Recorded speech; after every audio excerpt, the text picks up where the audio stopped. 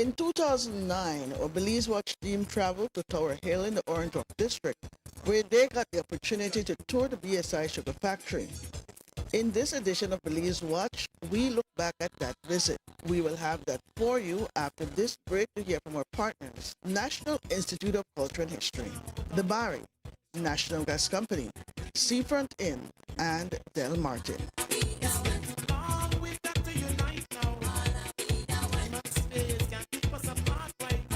Belize's food heritage is more than what's on our plates.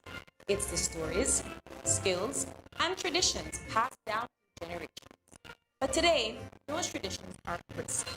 That's why the Belize Food Heritage Project is training over 150 community participants, documenting 80 traditional foodways, and sharing the rich flavors of our culture. Join us in celebrating Belize's living heritage, one recipe, one story, one community at a time.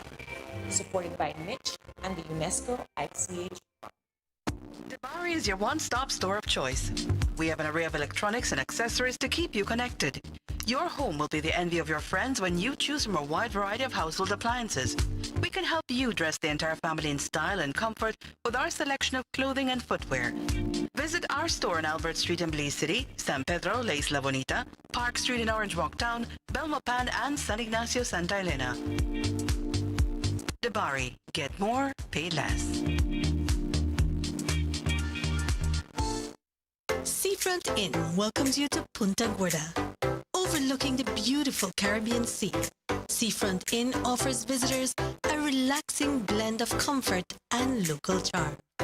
Our rooms are spacious and fully air-conditioned, with several amenities including refrigerator, microwave, TV, and more. Clive's Restaurant is located on the third floor and offers a wide variety of delicious food. We can also host your special events. So when you need to get away for business or pleasure, enjoy the atmosphere at Seafront Inn, offering the best of Southern hospitality.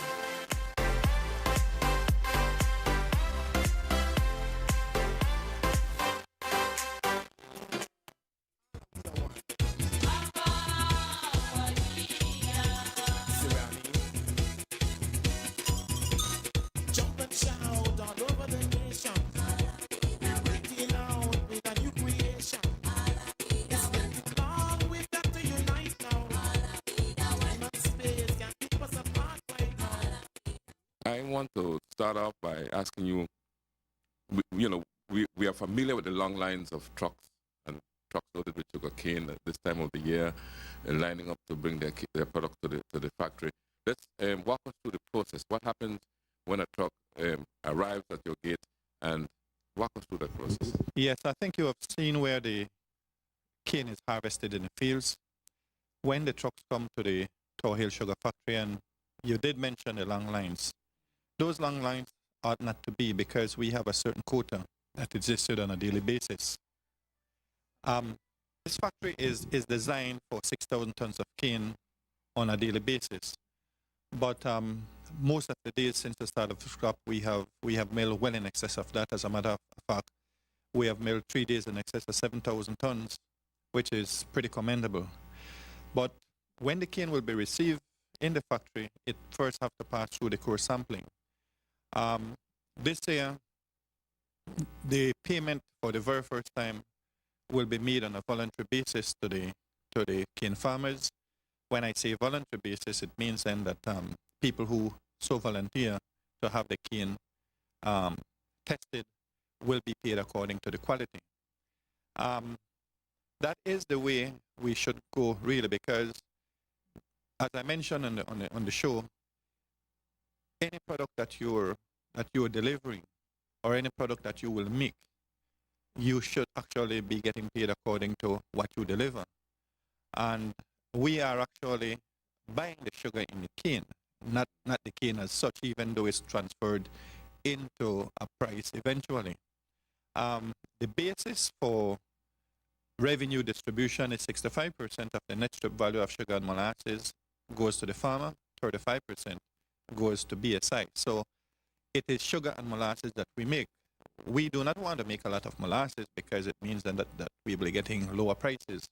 But it's actually the sugar that we want to be at the highest possible level in the cane to maximize the revenue for the industry.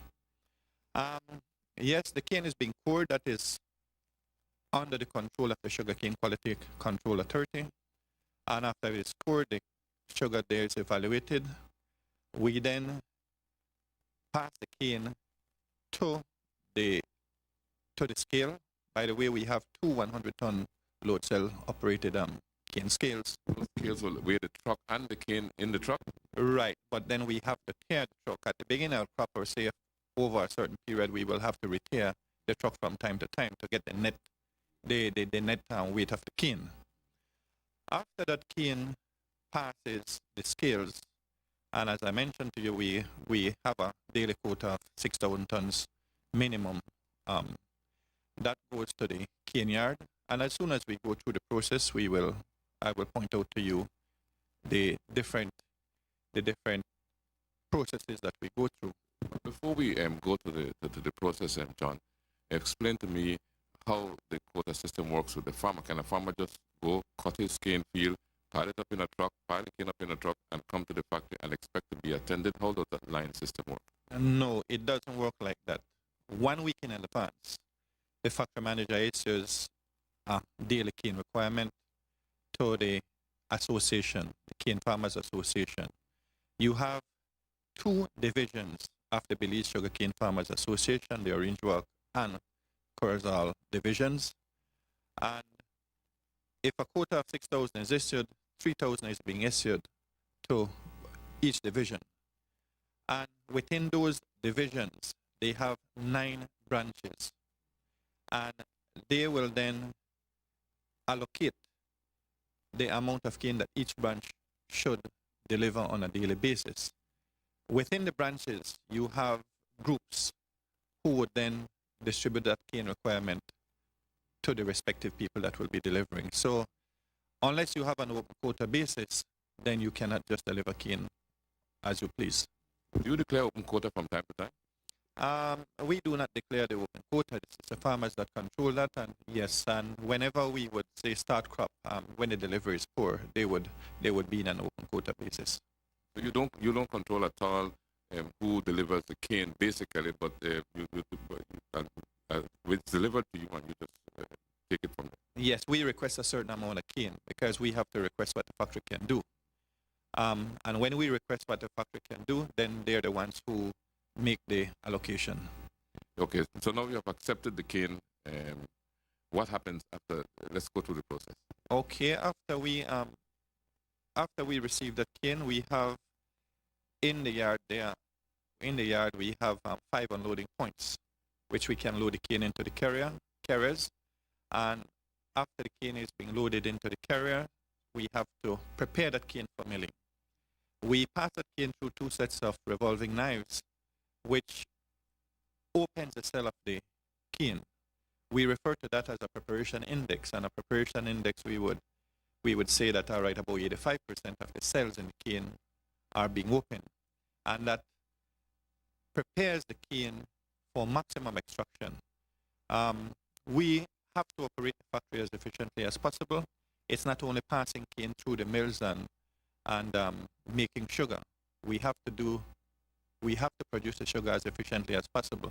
So in the first stage there, at the milling plant there, we have 5 sets of roller mills, and that cane have to pass through all of those mills, where when it passes through the 5th mill, we actually remove about 92% of the available sugar in the cane. We refer to that as a full extraction. These mills are like the wheels that the cane would pass through, and then they would squeeze the juice out, that sort of thing? Exactly so. And we also practice a system of compound maceration. What I mean by compound maceration, we would put hot water just before the cane enters the final mill. That 5th mill would then extract that juice, and it would pass that juice just before the 4th mill.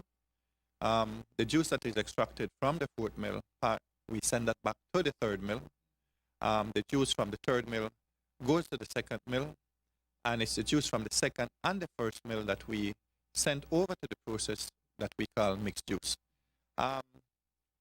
We also have to be very, very accurate in our controls, because we have to produce a report.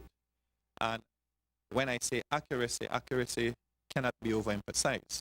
We have the cane, which is weighed. We also have to weigh our juice being extracted by the mill. No, I got so many tons of cane. As a result of receiving so many tons of cane, I have so many tons of juice. That's right. We will have our juice scales within the plant itself. We will also have a flow meter for water, where we also have to weigh the water that is being added onto the mill. So the cane plus the water will be equal to the mixed juice plus bagasse. We have three knowns within the equation itself: the cane plus the water, and then we have the juice, and we get the bagasse by the difference between the cane plus the water minus the mixed juice. So, the core of the cane, the outside part of the cane that really can't be processed. Exactly. So that is the fibrous part of the cane, and that is what we use for generating our steam. And the steam drive the same mill turbine that we're talking about, and it also drive the turbo alternators, where we get electricity from the steam. The bagasse produces the electricity to run the factory, basically. Right. We are self-sufficient with steam and electricity at this time. And now, okay, so we have the juice, and you have already measured the juice. You know exactly how much juice you have, and so on. What happens next? All right. After that juice is being extracted from the mill and being weighed, we have got to prepare it so that we can clarify it. Because looking at the juice as is being extracted, you will see the juice looking dirty. But you cannot produce sugar from a dirty juice. It just would not go in the process. So we have got to condition it for proper clarification. So what we do, we have to heat it, and we have to lime the juice. And What do you mean by liming? I know what I mean by heating it, but what do you mean by liming? right. When I say liming, it means then that we have a solution of calcium hydroxide. It's calcium oxide plus water, which will give you calcium hydroxide. When you add that onto the juice, that is what precipitates the calcium phosphate within the juice itself, which settles to the bottom of the clarifier. We then extract that mud. I know a lot of people refer to it as bagasse or filter cake or whatever, but it's really filter cake. And that precipitates to the bottom of the clarifier. However, it's still having quite an appreciable amount of sugar. We cannot just discard that filter cake and just like that. We have got to extract the maximum amount of sugar out of it. And we have rotary vacuum filters with water being applied at the correct point to extract the maximum amount of sugar from that. Okay, the clarified juice now will have a solids content. When I say a solids content, we refer to it as bricks of about 14-15%. But that is too diluted to be crystallized in sugar. So we have got to pass it through the evaporators. The evaporators, we have a quadruple effect evaporator, meaning that we have four evaporators operating as a single unit. Meaning then that whenever we send steam to the evaporator, 1 pound of steam will evaporate approximately 4 pounds of water. And we evaporate that water until we get a syrup just below the point of crystallization. We do not want the syrup bricks to go, or the solids content in the syrup to go too high, because then we will have uncontrolled crystals at the crystallization stage. Okay, that same water that we remove from the cane, that is the water that we remove at the evaporators. That is the water that we use as imbibition at the mills. We also use that same water as boiler feed water that generates the steam, where the boilers generate the steam. So it is a cycle that goes right around. All right. After we have that syrup at 65 bricks or so, we would then send it to the pan floor. And what stage is it regarded as molasses? At that stage? All right, I will get to that in a little We while. don't reach molasses yet. I thought that the syrup would have been molasses. Go ahead. No, and I was going to cut it short there, but since you asked about molasses, I will give you a little more detail. The syrup goes to the pan floor, and at the pan floor we have 3 grades of sugar. We have A sugar, we have B sugar, and we have C sugar. I will let you know what the difference between them. All right, the A sugar will be sugar crystallized directly from the syrup. The B sugar will be the runoff from the A sugar along with a seeding that we call a magma, meaning it's almost equivalent to syrup.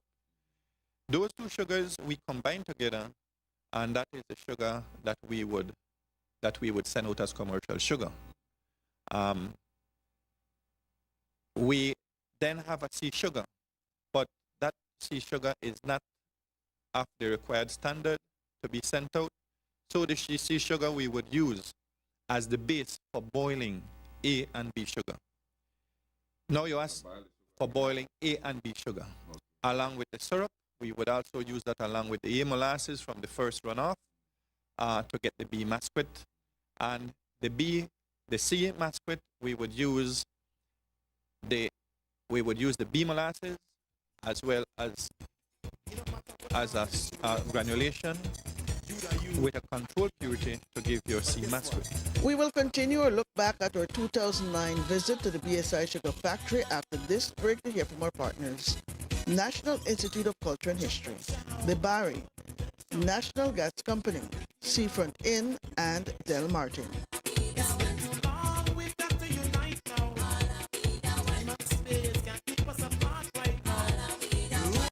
Are you up for an adventure? Want to go explore the world of the ancient Maya? Let's visit one of the archaeological sites. Don't have any cash? Well, guess what? The Institute of Archaeology niche has made payment options more convenient. We are now accepting DigiWallet payments at 13 of our archaeological reserves. Here's how to do it. Select the bill pay option within the DigiWallet app. Then select government entities.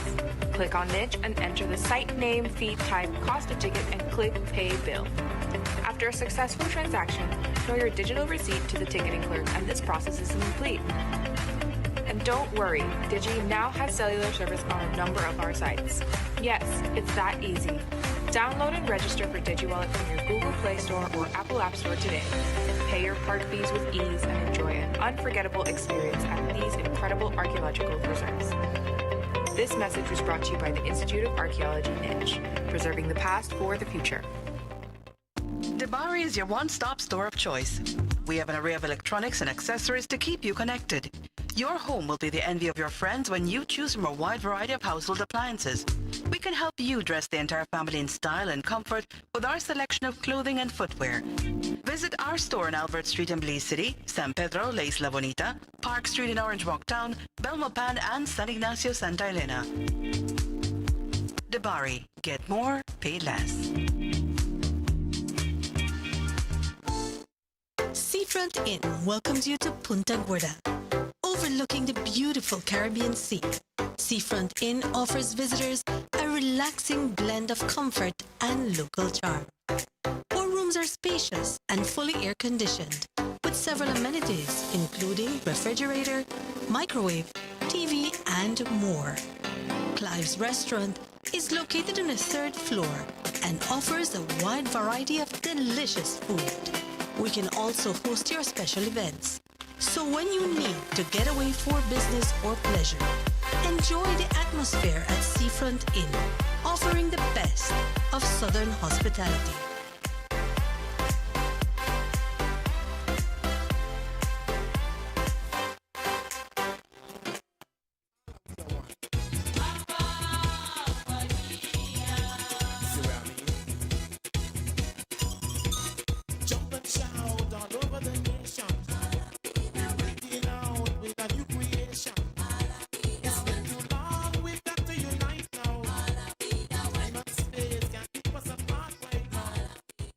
we're in the control room, right? We're with Ezekiel Herbert and Leslie Bennett.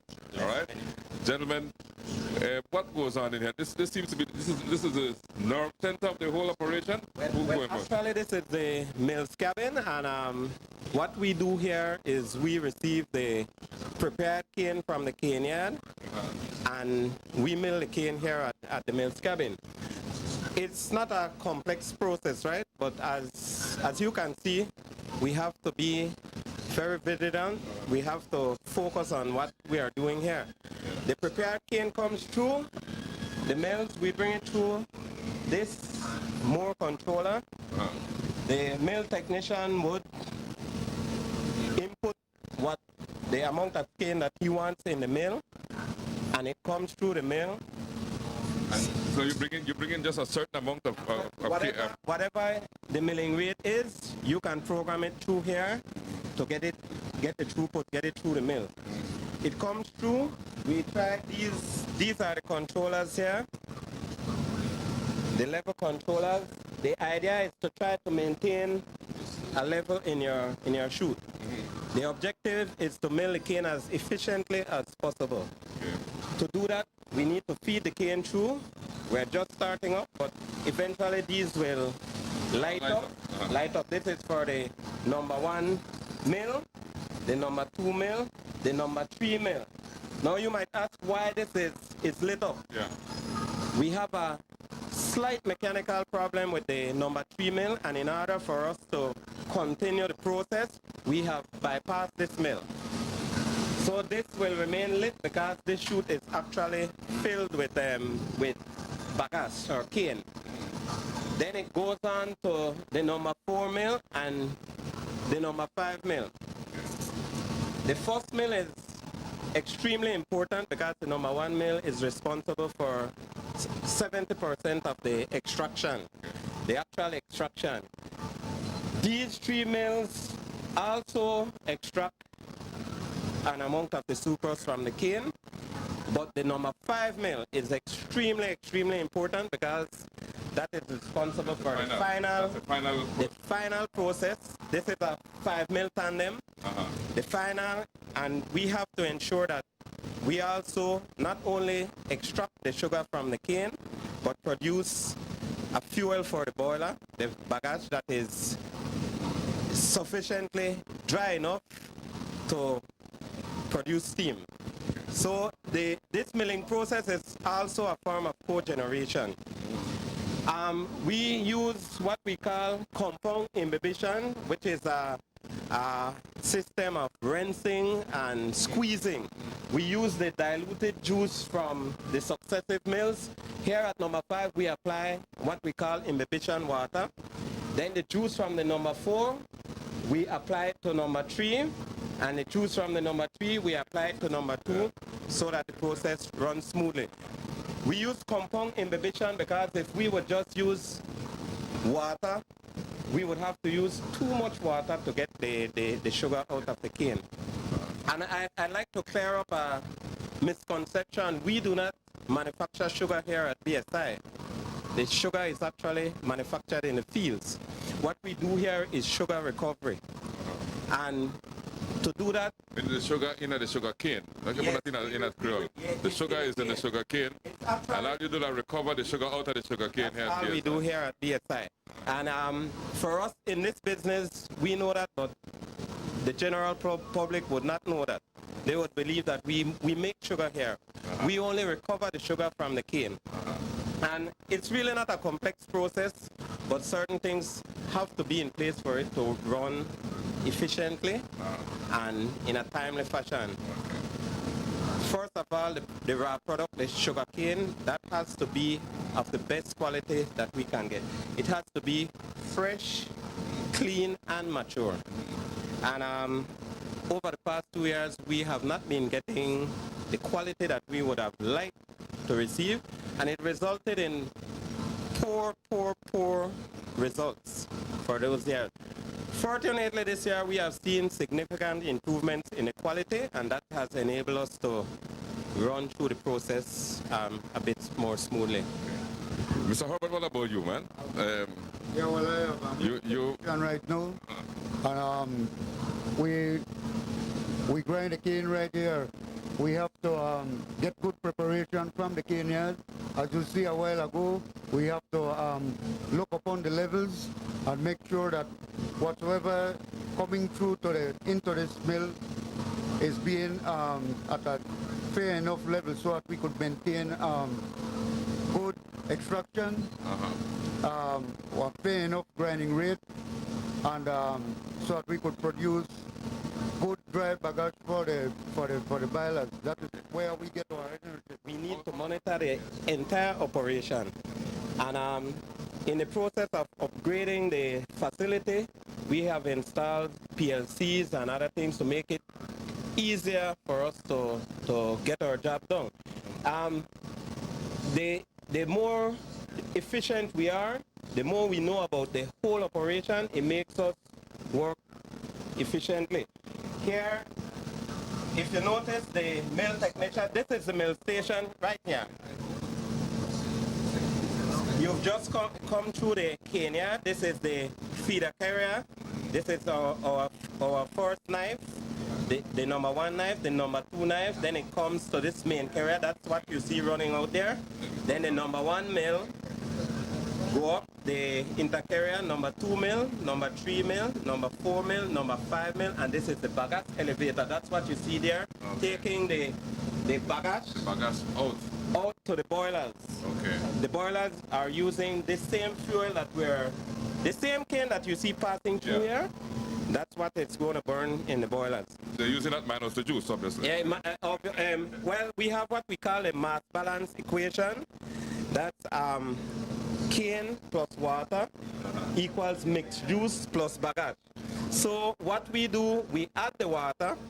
That's the imbibition water. You notice this gauge up here. He's using approximately 275 gallons of water. Basically, the input of water. The water comes right here, just before the final bagasse. Yeah, just before the 5th mill. The final bagasse goes through the 5th mill. Imbibition water goes here. That water is about 195 degrees Fahrenheit. The hotter the water, it makes it easier for us to extract the sucrose from the cane. Then the diluted juice or mixed juice from number 5 comes. It goes back to number 4. It squeezes again. The diluted juice from the number 4. Come to number 3. And it squeezes again. And these 2 mills, we have what we call the screen juice. Yeah, but the return now is only juice coming back. Yeah, it's only diluted juice. The bagasse has already the bagasse has already left and gone to the boilers. That bagasse must be at 50% moisture or below in order for our boilers to work efficiently. If you notice the steam pressure, that gauge up there is the steam pressure. That's indicating the amount of pressure coming from the boilers. Okay. We need that to move our prime movers, the turbines, the cane knives. So from here you can look at everything basically. Yes, and it's very, very, very important because you see, we really can't see what's happening unless we have the monitors. This is our powerhouse. They also rely heavily on us to ensure that our boilers get the best fuel so that they have steam for the turbine generators, which would produce the electricity for us to run this plant. We try as best as possible to not to be burning fuel. You know, the diesel is expensive at this time. So we have 3 turbo generators. This one is off the line for some minor maintenance, but we have the other 2, which gives us all the electrical power that we need for this operation. We also monitor from here, and you'll be able to see these monitor everything, man. We need to be constantly monitoring every single aspect of the operation from here. This is the process. Why we need to see what's happening here, because the juice that we squeeze from the cane goes to the process section, to the evaporators. It leaves from here. Physically from are they in the same area we are at? No, sir. But our juice runs through a pipeline. It gets screened by the rotary screen at the back. It goes through a pipeline, goes to the scale to be weighed because it needs to be weighed, and then it goes into the retention tank. Okay. Because in order for the sedimentation process to work efficiently, yes, it needs some retention time, and this is where the juice is held. From there, the people at the process just withdraw what they need, send the juice through these are pumps, send it through the juice heaters, that we have to heat up our juice, send it to the flash tank, then to the clarifiers so that we can extract the mud. Once the mud and the other foreign material are extracted, then it goes to our clarified juice tank as clarified juice, still with the water, still with all this water that we put in here, and cane itself is about almost 70% water. Yeah. So you can appreciate the amount of water that we need to evaporate. From the clarified juice tank, it is drawn into the evaporators, and we have what we have the quadruple effect evaporators for. So we normally, this is the clarified juice tank, but we also call it the quad tank. It goes in here, and then the evaporation process begins. Okay. And once we extract all the water, this is the condensate tank. Important again, we need to see what's happening here because our boilers use the condensate water to generate steam. We want to ensure that all of these evaporators are functioning. What's happening with these evaporators? Right? Exactly, they are boiling, yeah. Percent. This is actually what is happening, at this station, and you'll see that further down the track. The juice that has been evaporated, it goes on as syrup. We try to maintain 60 and above, brick 65 and above for efficient running, and that goes into the syrup tank. Okay. From the syrup tank, we monitor everything here as well. From the syrup tank,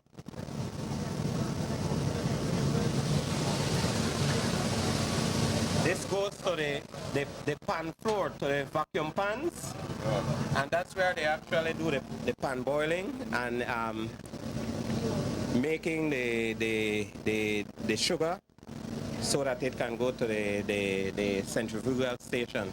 Okay. Approximately how long does it take from the moment the cane is delivered right through until it becomes sugar? What's the length of time it will take from that to go through?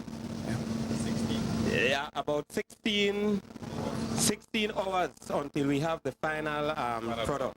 The final product. 16 hours. Yeah, 16 hours. But it's a constant process, so we constantly taking out sugar once we get started.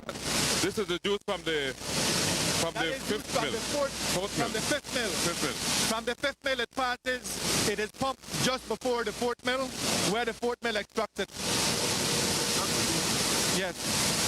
As Leslie pointed out, the first mill will extract about 70% of the sugar.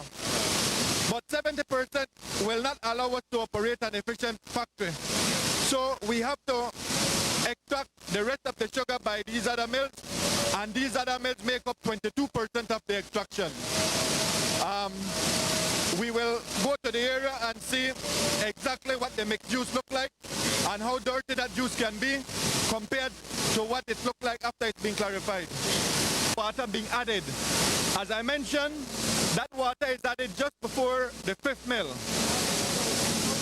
When that water is added to just before the fifth mill, it passes through these chutes and the mill extracts the juice. And just below there, that is the juice being extracted by the fifth mill. As I mentioned, that juice is then pumped back just before the fourth mill. The fourth mill extracts that juice. The juice from the fourth mill goes just before the third mill. The juice from the third mill goes just before the second mill. And we combine the juice extracted by the second mill and the first mill to give the mixed juice. that juice will have in particles of bacillus. So we need to pass that through a screen. And the second mill is pumped through that rotary screen that have an opening of 500 microns, meaning that it's 0.5 mm. The juice goes through the screen, and the kush or bagat, as we call it, goes in this trough where it goes back just before the second mill. We cannot allow that to go to the process as such because it means that it will block up all of our heaters, and we will not be able to extract sugar efficiently. When we're looking at the bagat from the mills, this is the fibrous part from the cane, and it is not really feasible to extract any more sugar from this bagat as such, because we would have extracted something like 92% of the available sugar in the cane. So as Leslie was pointing out to you, we need to have this bagat as dry as possible. A bagat around 50% moisture will be ideal for combustion within the boilers itself. So that's exactly what we try to do here. A lot of people want to mistake bagat for filter cake, because from time to time when people come and ask you for the black dirt and such, they said bagat. It is not bagat. This is bagat that we're looking at. The black cake or the black soil removed from the filters, that is filter cake. Okay. So what we do, we use this here for generating or steam. We use this as a fuel for heating the water in the boiler. The boiler then generates steam, and we use the same steam to drive our turbines as well as our turbo alternators. The turbine drive the mill so that we can extract the sugar, and when it goes to the turbo alternators, it generates electricity. We also get back pressure because we generate around 300 psi, and it gives us a back pressure around 25-30 psi, which we use in the process for boiling our respective sugars. Something like 30-33%, depends on what the fiber level is. And we would only use maybe about 70-75% of that bagat for the year. So we really have accumulated a lot, and that is working with inefficient boilers.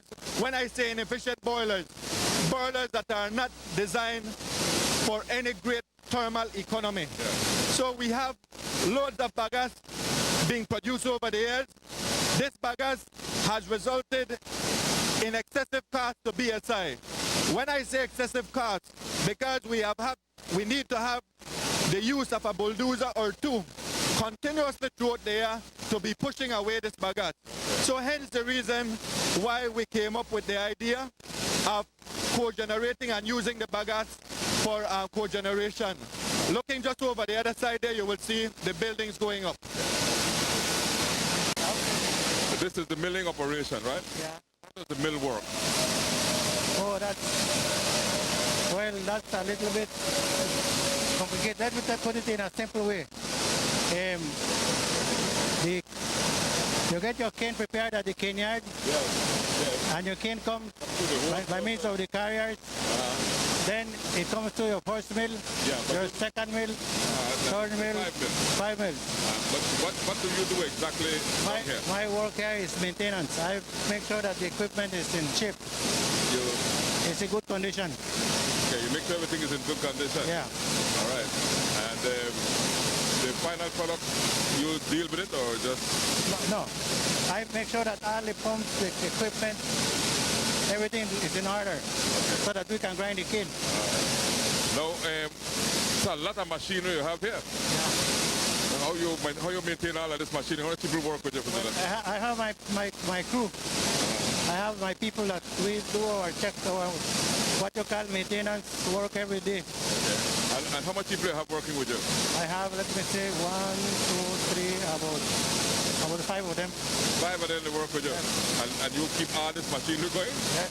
We have 3 boilers, the number 1, 2, and 3, and they have a total generating capacity of 285,000 pounds of steam per hour. They will be broken down into the number 1, giving about 110. The number 2 can go up to 135,000 pounds of steam per hour. And then the number 3, 50,000 pounds of steam per hour. this steam that the guys generate over here. Because basically what it is here, it's only bringing in water from the evaporators, heating that water, and you get the steam. We use the bagasse there as a fuel source to heat the water, and really about 1 pound of bagasse will give you about 2 pounds of steam. We generate that steam, and we use that steam over the mill turbine to drive the mills. We also use it over the number 2 cane knife turbine to drive that cane knife to help in preparation of the cane, as well as we have the 3 turbo alternators, whereby we use that steam there to generate electricity. All of those turbines, the turbo alternator, the turbine, generate that back pressure that we use in the process. So basically, that's about what it is there. We have to have very, very fine control, and moisture is very important if we want to maintain a high efficiency within the boilers itself. Alfredo Torres, how are you, sir? Fine. Now, explain to us how the process that you go through to create steam, the steam that is necessary to run all this machine. All right. First of all, you see, you got the, if you see there, they got the feeders, they got the conveyors. We get it through the conveyor from the mill. Okay. The mill send it over there, then this is the control, the amount of bagasse you need. This is the air, how much air you use. The ID full open. What all do you combine to get to the producer steam? The air and the bagasse. The bagasse, the water, heat. All right. This is the air where they tell you, and you see gas outlet temperature. This is about more or less good enough. Okay. And this is the steam flow. When they use right now this, combined with the 3 of them, you get this total steam pressure. Okay. All right. And this is our furnace pressure. 24. I want to ask about the furnace. I noticed the furnace, and that's really where I was trying to lead to. How the furnaces work? Because they're really lit. Yes. First, the furnace underneath they got one this FD. Burner? No. Burner is too fire to come out from the man. No. This is the alone with they got one undergrade and the burners number 2 used to have burners. They don't have no burners again. Burners, no. Okay. This the air where the telecom they got one like one tunnel. Right? And then they pass through. They got one grate and they pass underneath. Okay.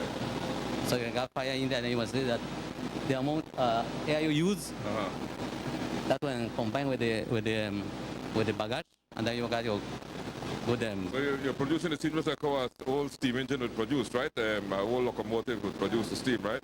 Mixing the water, the heat, and what have you, the air together to produce the steam pressure that you need.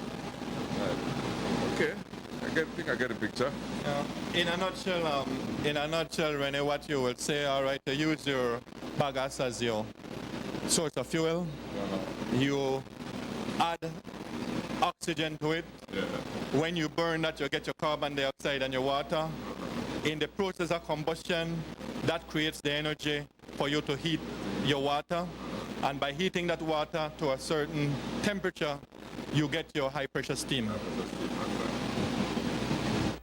Install capacity 6 megawatts, and this is the same basic principle. The high pressure steam come to the turbo alternators. We get electricity from the turbo alternators. The exhaust goes to the boiling house, where we use a low pressure steam to boil our juice and our pans. So in actual fact, we're self-sufficient with energy. So this is the light plant, basically. That's right. This is the light plant. Conduct various analyses within the lab itself. We use those analyses to generate the various reports. We produce daily reports as well as weekly report. While we could produce sugar without a laboratory itself, the laboratory aids us in producing the sugar more efficiently. So what we do, I told you about the accuracy of the scales. It's very, very important that whatever we do, we have the cane scale need to be accurate. We have to check those on a daily basis. We also have to get the OK from the Bureau standard before the crop start, and from time to time we have to verify these scales here, see that they're weighing accurately. We have the flow meter, the imbibition flow meter, where we have to make sure that that is weighing measuring properly too. The juice scales, we stop every 2 weeks for maintenance, and in that 2-week period there, we will go through the calibration of all of these scales, making sure that accuracy is as best as possible. As I mentioned to you, we take the cane, we add the water onto it there, as you've seen at the mills. Just in the process here, we have to weigh that juice, and I told you we get the bagasse by the difference. Yeah. We need to do that so that we can get the efficiency both of the mills and the boiling house, because by weighing that amount of juice, when it goes to the boiling house, we can then calculate during various formulae and so on. We will have the flow meter just over here. This is the imbibition flow meter. Okay. And what that is doing, that is measuring. That is measuring the water. It's measuring the flow, the present flow, the real-time flow, as well as it's giving a real-time totalizing what it's actually doing. So this is one of the areas that we have got to make sure that we are as accurate as we could. Over here on the analysis sheet, we will have various analyses that we have got to do. As I mentioned, the first express juice, that is the juice extracted from the first mill. And we have the mixed juice. We have also got to, that is the mixed juice from the second mill and the first express juice. We have got to do our bagasse pull. We have got to do the moisture, as well as the last roll juice. And all these things help us in the calculation, because the calculations in a sugar factory are not really simple. They're very, very sophisticated, very, very complicated.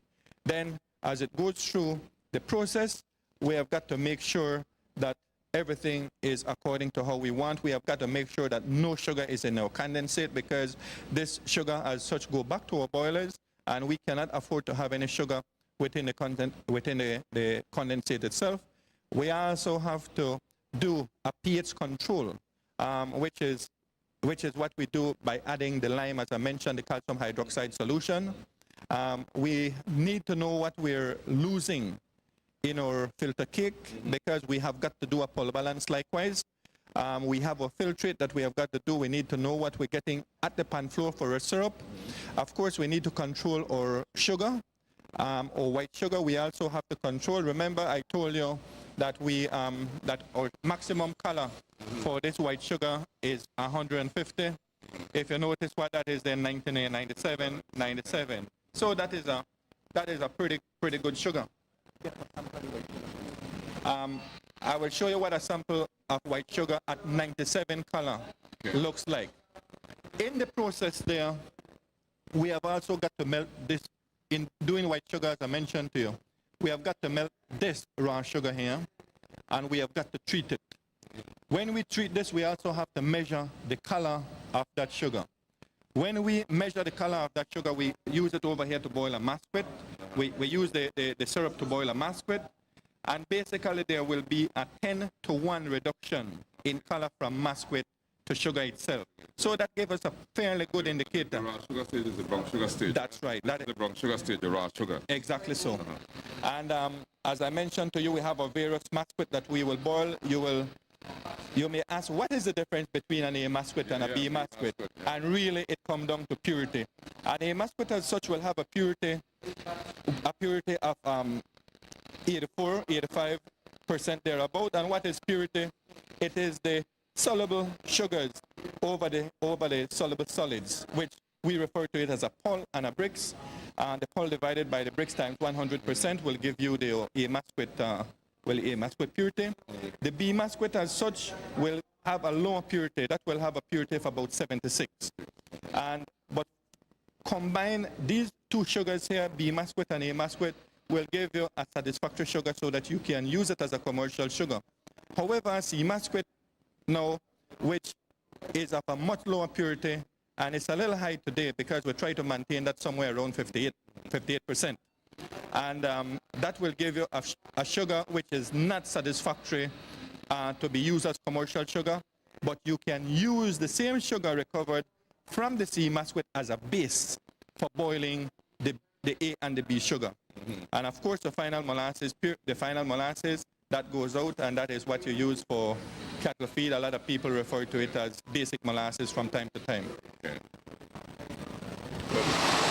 I said, as I mentioned, we need accuracy within the process so we can generate a proper report. And these are the two scales that weigh the mixed juice coming from the mill. Remember, I show you the way we weigh the cane. I show you how we measure the water, or how we get the weight of the water. Now we have to get the weight of the juice. And we have this operated by a computerized system. Jamil will explain that process to you. Here at Tower Hill factory. This is made up of two branches, instrumentation and process control, and the electrical section. So anytime we come across in the factory any type of control, process control or measurement, flow, temperature, pressure, vacuum, it will involve the instrumentation section. Okay. Of course, lighting, power generation, include electrical. So what we do is that we measure, as Mr. Gillett has been mentioned in the lab, we measure three elements of the cane analysis, or we call it weight balance. We measure the cane, of course, we measure the weight of the juice, and we measure the weight of the water in pounds, right? From that, you can calculate, of course, the other factor, which is the weight of the bagage. You use the tree where you don't get to measure the other. So this side now, we have the two juice scale, everything that comes from the mills, and the liquid form, the juice, the mixed juice we call it, because it's mixed with water and juice, is measured here through a batching system. So it falls to a predetermined set point, the hopper, and when it reaches like 6,000 pounds, it closes off the feed, then it empties that, and it registered here, right. Then it starts the process again, batches the next amount, registered, so we have actual weight that is in the hopper. This is being displayed here, and this is a totalizer that has passed through the scales, right? Okay. You have, so both of them, this is a modern, this system has, we cannot get parts again, it's obsolete. The greatest system is being sold to us now, because this has the computer, the display, the load cell indicator, right? Okay. And now this has everything in one. The display, the load cell, the totalizer, everything in one, right? Okay. So this is a newer version where we are phasing. This is just a big scale. We're looking at the results. Right. The primary measurement element, they're out there, right? It's out there. The load cells, you call it. Yeah. They actually that are registering the weight. Taking the weight. And it sends it here. This converts that weight to a digital display. Okay. Very good. When we pass the mill, you would have noticed how dirty the juice looked. This is how the juice looked after clarification. After all or as much dirt had been removed from it. So that juice have a very, very low clarity. And Pure cane juice. this is pure cane juice. That is pure cane juice. You can taste it. Yeah, Pretty hot. They're kind of hot.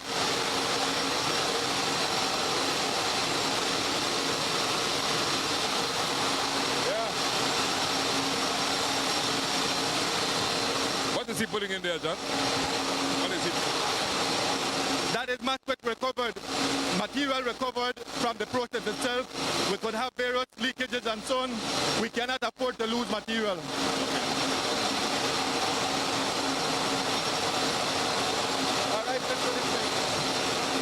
All right, Rene, I pointed out to you whereby we weigh the juice.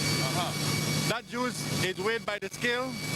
Now, we have to condition the juice so that you can get that clear material that you have within your glass there itself.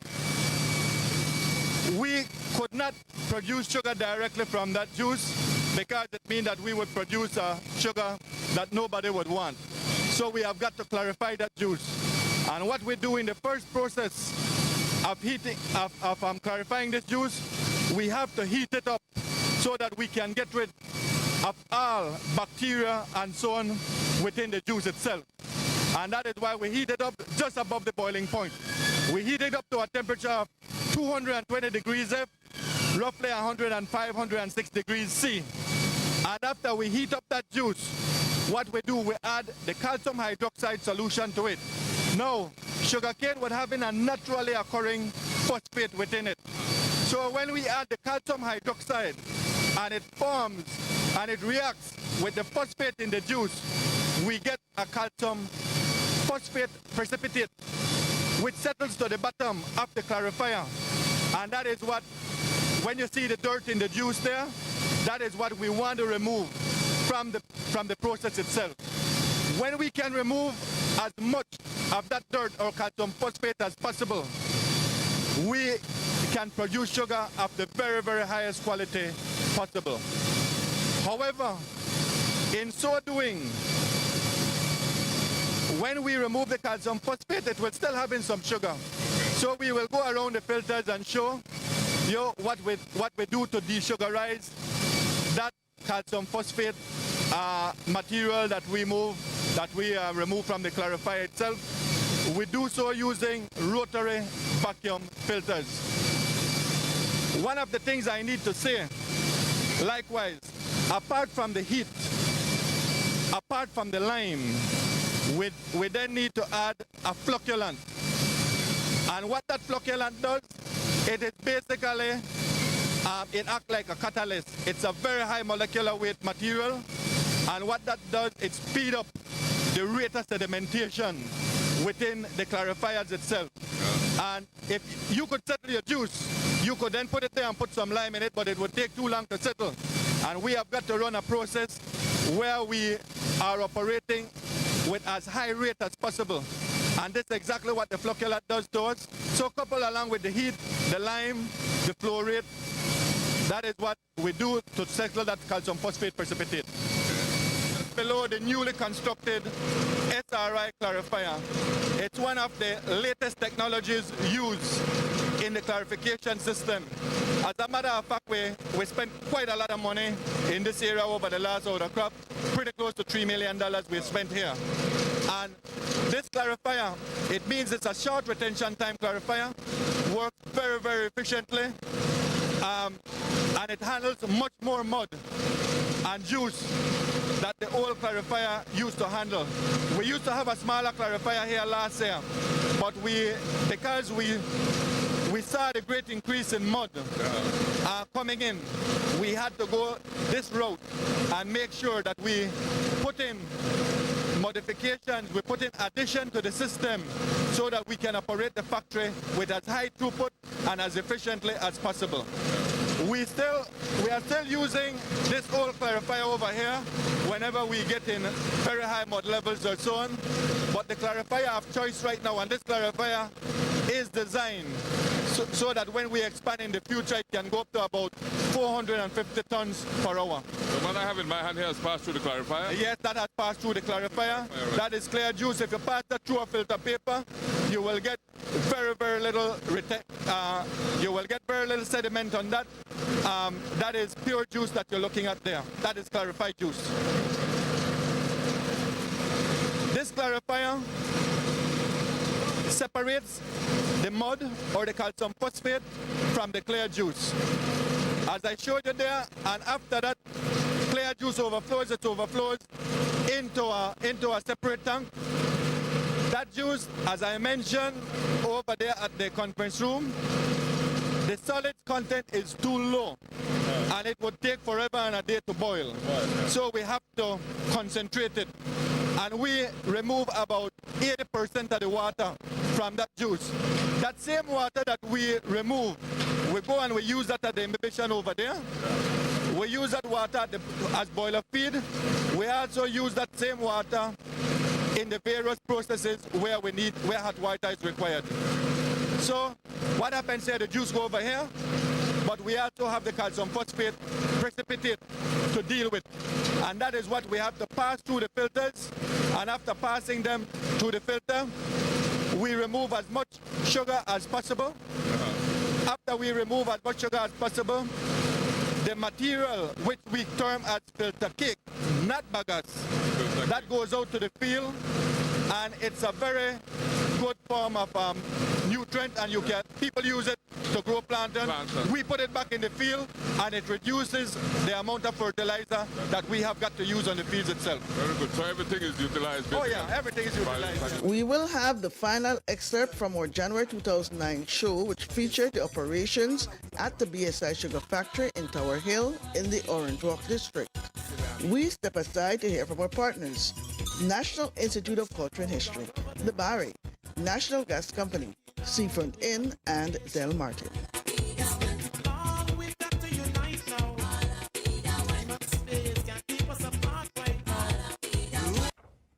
Welcome to the digital era, the Institute of Archaeology's online ticketing system. Purchasing your park tickets just got easier. Here's how you can use our quick and easy online platform for your next adventure. Go to nichebelize.org and select Purchase Park Tickets. Scroll through our 13 available archaeological reserves and select your ticket type, age, and date of your next adventure. Make sure to read up on the amenities available on site. Then, press Purchase Site Ticket. View your cart and fill in your billing information, and the rest is easy. Pay through your preferred method and place your order. Be sure to check your email for your tickets. Now you're set. Visit any of the 13 sites with ease. For more information, call us at 822-2106 or email us at revenueassistant@nichebelize.org. This message was brought to you by the Institute of Archaeology Niche, preserving the past for the future.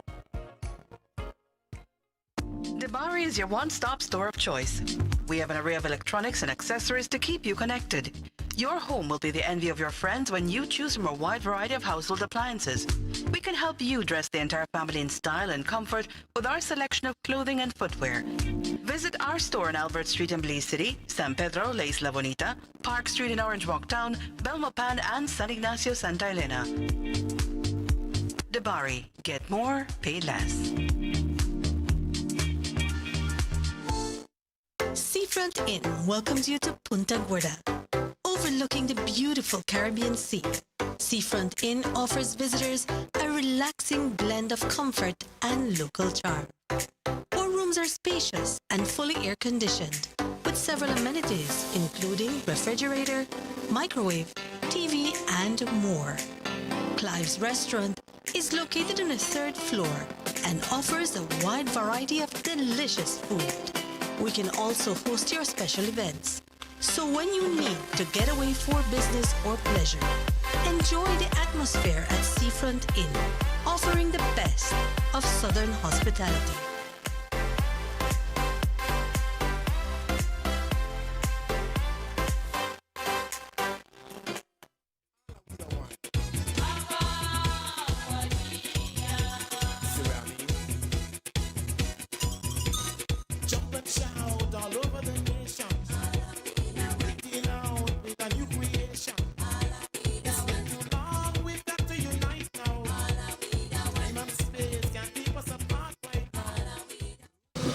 We're here at the filters, and what we do at these filters, they desugarize the mud before we release it to the fields.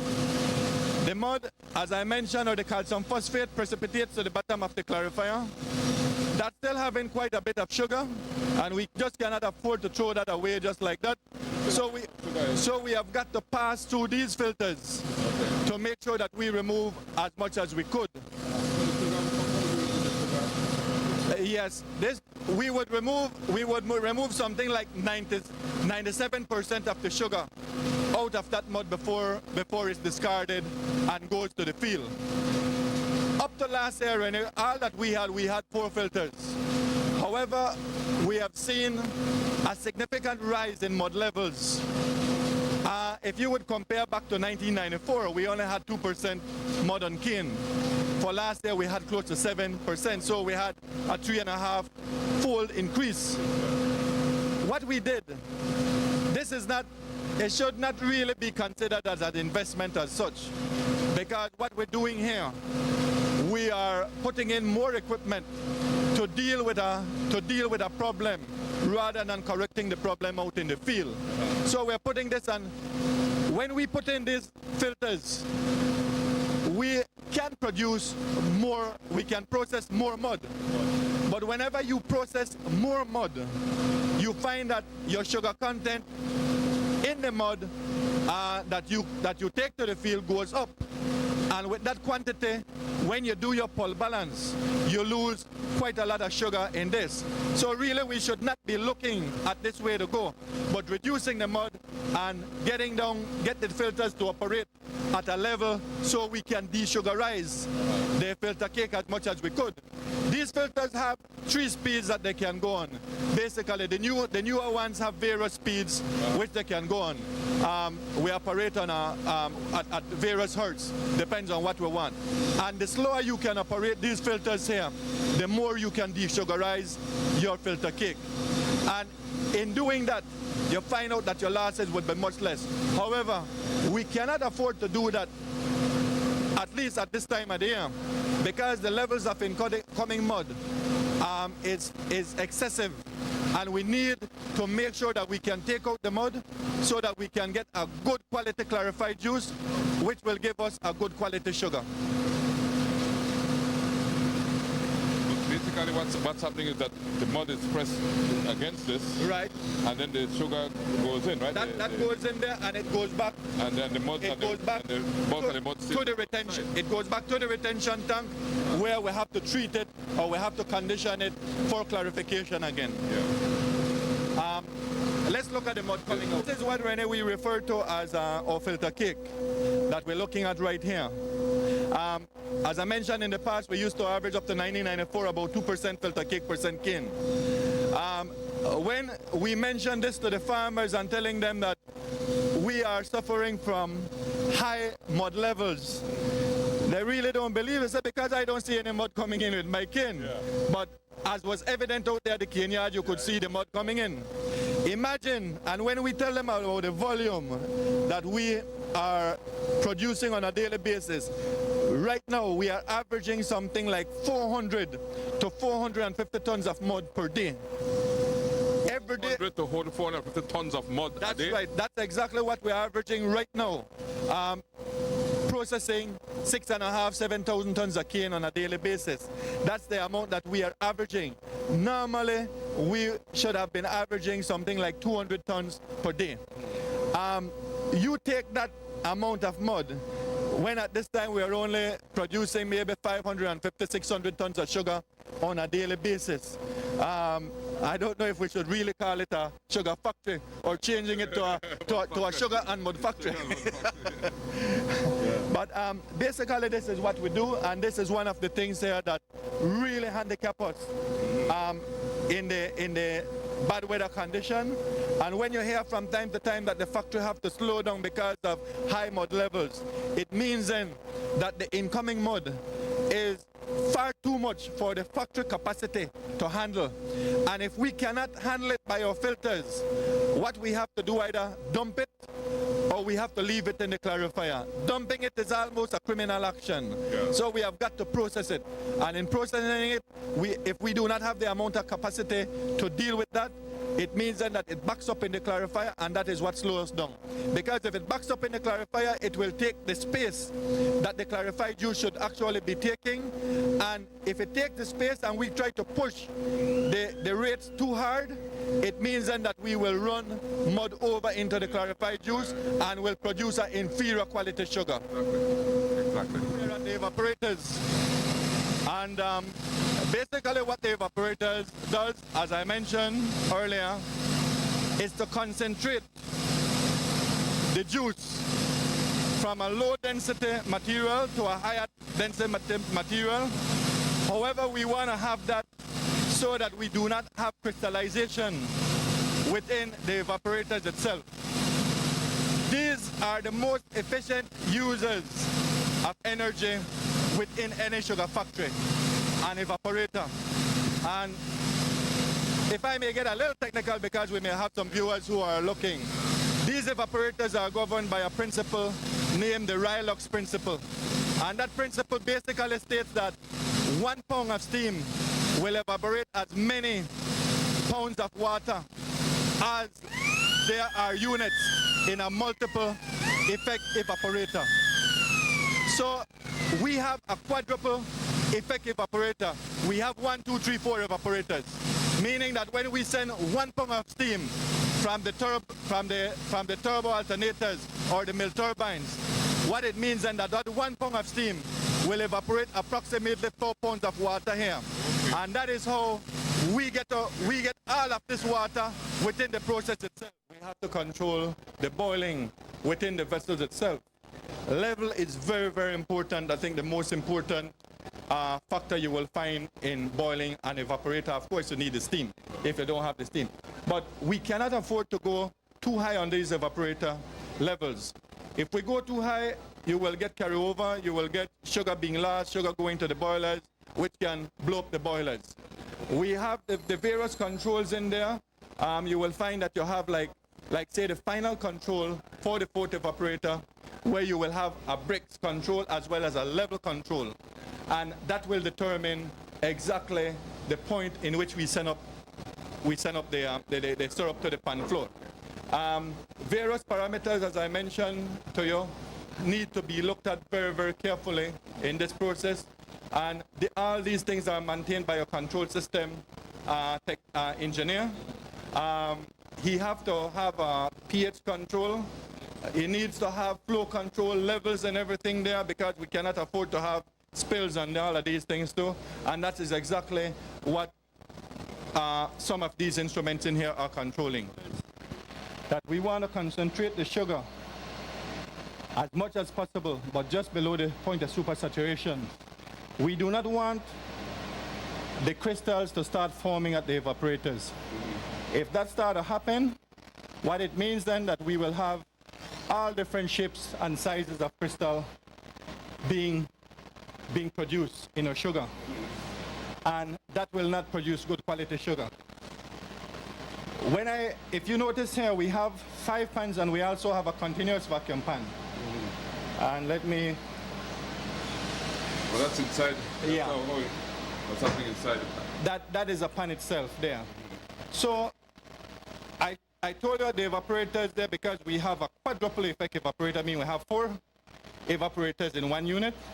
We will evaporate 4 pounds of water to every pound of steam. Here we have at the pan floor single effect evaporators, which are called vacuum pans. So we would want to concentrate that material, the syrup, as much as we could, so that we have minimal time or minimal delay in the pan itself before forming crystal. This is what we would refer to as a masquet, meaning it's a concentrated syrup that has formed into the controlled amount of crystals that we put in there already. This is the way we control our crystal by boiling in the vacuum pan. It have a surrounding amount of molasses, and then the crystals, after this pan has reached its capacity, we will strike this pan. In other words, what means that we put it into the receiver. After it goes in the receiver, we then separate the crystals from the molasses itself. To get a crystal of that size, the pan boiler will have to take the sea sugar and build it up to the required size before he decides that, all right, this is the size crystal that I require, and boil his A or B pan. But the crystal, as I mentioned, from the sea sugar is used to boil the A and B pans. Now, looking at it physically, you will not see much difference between the A and the B sugar. We will look at the B sugar a little while right now and see that it looks basically the same as this. The only difference is about 8 or 9 points in purity. Which one is B and which one is... This one is A. A sugar is the sugar boiled directly from the syrup and the sea magma. B sugar is sugar boiled from the runoff after this had been purged along with the sea sugar. When the purge on that, then they get the B sugar. Right. But after that is when they get the B sugar. Yes, that is so. Let's look at the B sugar, Canuto. This will be your B sugar there. I said this will be your B sugar. Looking at it, we have got to make the grains a little bigger than the A sugar, because the material that we deal with is slightly poorer than the syrup itself. So we have got to make the grain bigger for that cause. as well as reducing the amount of fines within the sugar itself. Yeah, you're seeing a much different sugar here. This is sugar being boiled directly from material being treated. As I mentioned, the A sugar, to produce the sugar, we have to melt the A sugar. We then pass this melted material through a syrup clarifier. Of course, after being treated, we use a decolorant and everything in there so that, take out all the good stuff out of the brown sugar so that we can get the sugar as clear as possible. Right. This sugar is a direct one-stage crystallization. We use the syrup in here, the treated syrup. We add a certain amount of slurry onto this sugar or onto the syrup itself at the correct point of super saturation, and that forms the controlled amount of grains that we want within the white sugar itself. And then when we boil it, we get the sugar that you put on it. And that is our look back at our team's 2009 visit to the BSI Sugar Factory. Thank you for tuning in, and thanks for choosing love.